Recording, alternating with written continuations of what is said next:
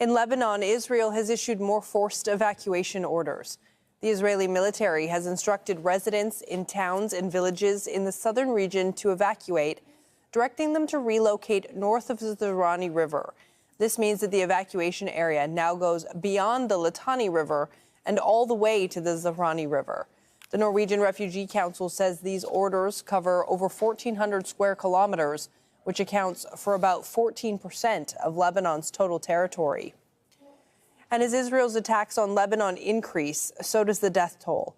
The Lebanese health ministry says Israeli strikes killed 4 people and injured 8 in the southern town of Saksakieh. Israeli forces also carried out strikes in the nearby town of Sarafand.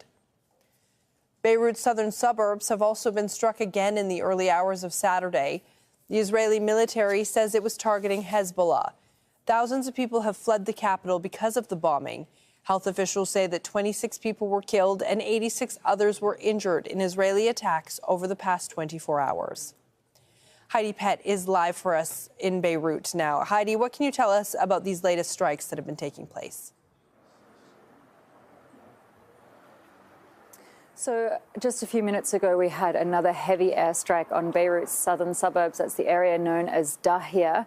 This one specifically in the suburb of Haret Freik. And the pictures that we are able to get through that are beginning to circulate on some local channels indicate a severe amount of damage. We don't yet have any confirmed information about casualties in that area, but the southern suburbs have been the subject of a renewed forced evacuation order that was issued earlier this evening by the Israeli military. They've been doing that on a sort of rolling basis for nearly 4 weeks now. When the war first broke out, that was one of the first areas to be given these orders. And as you were just saying, it's not just Beirut's southern suburbs. It is indeed a very large swathe of Lebanon. Nearly 14% is now covered by these forced evacuation orders. It means that more than 1 million people have left their homes.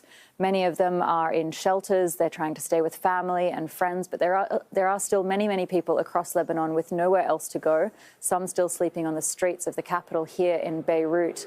But across the country, down in the south, it has once again been the major focus of Israeli air activity.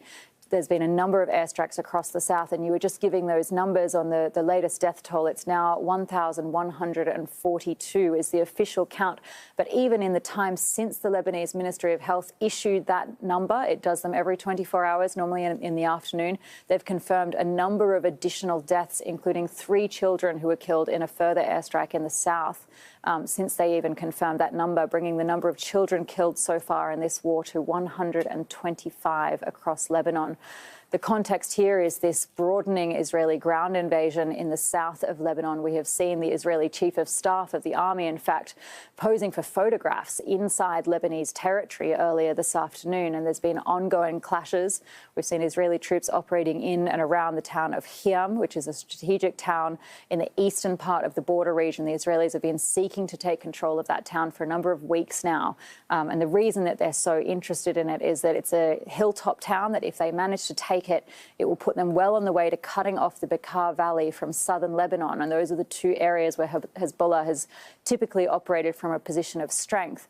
And this is part of this ongoing operation the Israelis are engaged in, trying to push and create this buffer zone, or what they're calling a security zone, all the way up to the Litani River. And in the latest statements we've had from them,